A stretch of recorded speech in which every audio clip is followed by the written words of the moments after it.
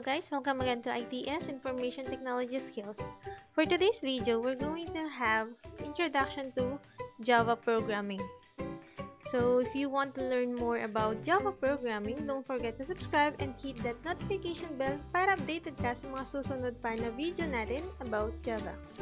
So what is Java? Java is a high-level programming language. If we say high-level programming language, it means that it uses English-like command or instruction to write a program. So similar with other programming languages just like C#, C++, Java also uses English-like commands. Ibig sabihin, mas madali yung pagproprogram ni programmer dahil gumagamit siya ng English language. Then, Java was developed at Sun Microsystem by James Gosling and his team. So, a bit of history lang tayo dun, guys. Java creates all kinds of applications.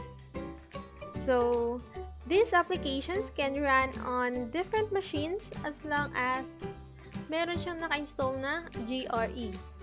So, GRE means Java Runtime Environment. It is used to run a Java program on a specific device. So, programmer can create two types of programs using Java. First, pwede siyang gumawa ng applets and applications. Applets are small applications that are run inside another application. One common use is in the web, where applets are typically run on a web browser. So from the word app means application and let means small, it is a small application. So ginagamit yung applet dun sa mga ibang applications or just plugins dun sa applications. And next, we have application. The Java applications are complete or standalone program that do not require another applications to execute. So, applications are just standalone applications na pwede natin gawin gamit ang Java programming language. So, if we're going to create a program in Java, tinatawag natin yun as source code. So, itong mga source code na to, meron siyang extension na .java. Yung asterisk dyan, guys, any name. Bahala ka kung ano yung pinangalan mo dyan sa program mo. And ang extension niya is .java. So, if you're going to compile your source code, magiging bytecode po siya. So, this bytecode are what we call as .class. Meron siyang extension name na .class. Kapag iraran na po yung program natin dun sa .class na yon, pwede mo siyang maran sa mga different operating system just like Windows, Mac, and Linux. So, ito yung kagandahan ng Java programs. It is portable and platform independent. Ibig sabihin, pwede mo siyang i-run on different devices and different operating system. So, in this tutorial and sa mga susunod pa na tutorials na gagawin natin about Java programs, we're going to use JCreator. With the use of JCreator, Java programming would be a lot easier. So, ibig sabihin guys, mas madali yung pagproprogram natin kay JCreator. And JCreator is an interactive development environment for Java created by Synapse Software. So, interactive yan guys. Later on, malalaman nyo kung bakit. So, you can download the free version of JCreator sa website po nila, jcreator.com. So, now guys, dito sa tutorial video natin na to, and sa mga susunod pa na video na gagawin natin, JCreator ang gagamitin natin na IDE. Pero kung masanay nyo or ang una nyo na pag-practice is NetBeans or other IDE na pwede ang Java programming, pwede lang din yun guys. Same lang naman din sila ng syntax. Okay? So, if you're going to use JCreator, meron siya nitong tips na to. Close nyo lang yan, guys. And if you're going to observe dito sa my left part niya, meron tayo ng mga previews or the recent workspace or yan yung mga project na unang ginawa. Then, sa tabi niya is the how-tos ni JCreator. Okay? So, if you're going to create new project kay JCreator, pwede nyo gamitin yung file dun sa menu. Click nyo lang yan guys, new, and file, or pwedeng Control N. pwede din guys na i-click nyo lang itong icon na to, that is for new file. So, kapag nag-new file kayo guys, merong bagong window na magdi-display.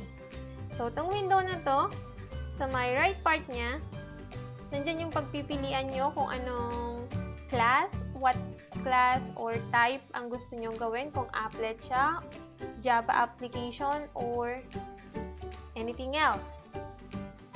So, sa akin, ang pinakagusto ko dito na gamitin for starters, or nung nagpa-practice pa tayo, we have here the empty Java file. So, mamaya makikita nyo bakit siya magandang gamitin kung nagpa-practice pa lang tayo, guys. So, pagka-click nyo yan, guys, make sure na naka-color blue siya. Click Next. So, pagka-click nyo ng Next, meron tayo dyang name and location. Yung name, guys, is kung ano yung gusto nyong ipangalan dun sa project nyo. So, let's say for me, I have my project. Okay, and this is the location. Kung gusto nyong baguhin, click nyo lang itong tatlong dot sa gilid or the button. Magdi-display yung directory. Mamili kayo ng directory nyo. So, for sa akin, dito ako sa desktop muna. And click OK. So, papakita yung desktop. So, kapag okay na kayo guys, just click Finish. So, this is the environment of JCreator. So, dito, meron kayong makikitang tab. Yan po yung pangalan nung project na ginawa nyo. Okay, so kapag hinover nyo siya, magdi-display kung saan siya naka-locate or naka-store. So, makikita nyo, meron tayong My Projects. That is the name na nilagay ko doon kanina. Tapos yung extension niya na .java. So, that will be the source code. So, ngayon mapapansin nyo, empty yung work area natin kasi nga, pinili natin is the empty Java file. So, sabi ko nga, magandang gamitin yun for beginners or sa mga nagpa-practice para at least naman guys, ma-memorize nyo kung paano nag-i-start ang isang Java program. Dalawa lang naman ang kailangan pag nag-i-start ng Java program. You need the class and of course the main method. So, paggawa ng class guys, kailangan nyo lang yung keyword na public and class. So, type lang natin yun guys.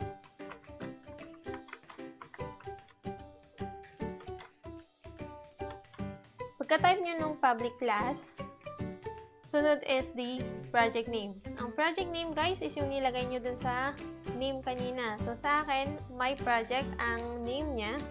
So, yun ang ilalagay ko. My projects. Okay, so case sensitive si JCreator or si Java. Kung naka-capital P, small m, small m. So, pagka-time niyo yan guys, enter lang kayo and maglagay kayo ng curly bracket. So, it indicates that yan po yung buong class natin. Lahat nung nasa loob niya or nakatab dyan, ibig sabihin part of the project. So, meron na kayong class.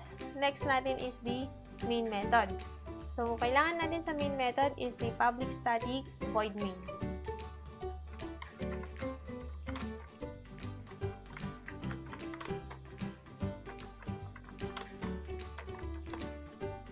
Okay.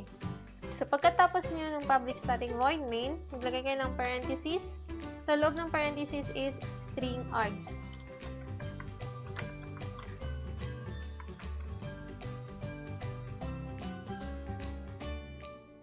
Then, enter curly bracket. So, ang void main naman guys, yan yung unang iraran ni compiler. So, yan yung una niyang babasahin. So, observe, meron tayong mga naka-color blue, just like public, class, static, and void. So, ang ibig sabihin ng naka-color blue guys, those are keywords. Hindi nyo pwedeng gamitin na pangalan ng project nyo. So, let's try to display output.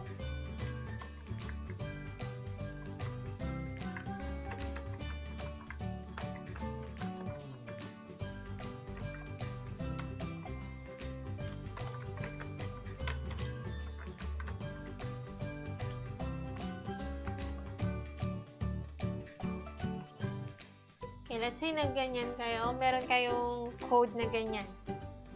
So, paano mag-run ng program kay JCreator? Meron tayong maraming paraan. Just click the menu bar, yung Run, and piliin nyo yung Run Project, or may nakasulat dyan, F5. Or pwede din yung icon na to. So, Run Project din yan, guys.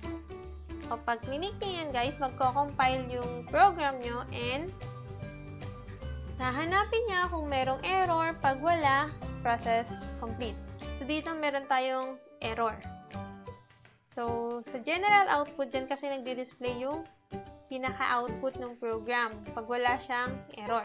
Pero kapag may error siya, meron siya nung katabi niya, the build output. Click nyo lang yan, guys. I-display niya yung error. So, ito yung kagandahan ng JCreator. Papakita niya kasi kung ano yung error mo.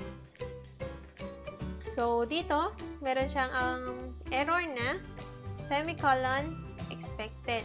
So, ibig sabihin, meron ka daw kulang na semicolon. Sa ang part, meron din siyang din-display. So, hanapin mo yung part na yan. Tapos, meron kang makikita dito na maliit na arrow. Ibig sabihin, dyan yung walang semicolon. So, kapag pinuntahan natin siya, lagyan lang natin siya ng semicolon. Yun yung alalahanin nyo kay Java. Every line of code in Java is ended by semicolon. Maliban lang po siguro dun sa mga loops and conditions. So, later, madidiscuss din natin yan para sa ibang tutorial videos natin. Kaya, don't forget to subscribe and hit that notification bell for more tutorial videos. So, pag ni-run ulit natin yan, F5 lang ulit natin or yung mga buttons or icons dun sa menu.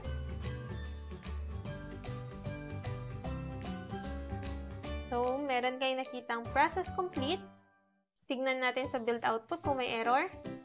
So, process complete siya, wala nang error. Sa general output, nag-display yung hello world. Okay, so, abangan nyo yung next video about variables, display ng output kay Java. So, that's it, guys. Kung may katanungan pa kayo, just comment down below at sasagutan natin yan isa-isa. Para sa iba pang tutorial videos, just visit this video. And of course, don't forget to subscribe at hit ang notification bell for more tutorial videos. Bye!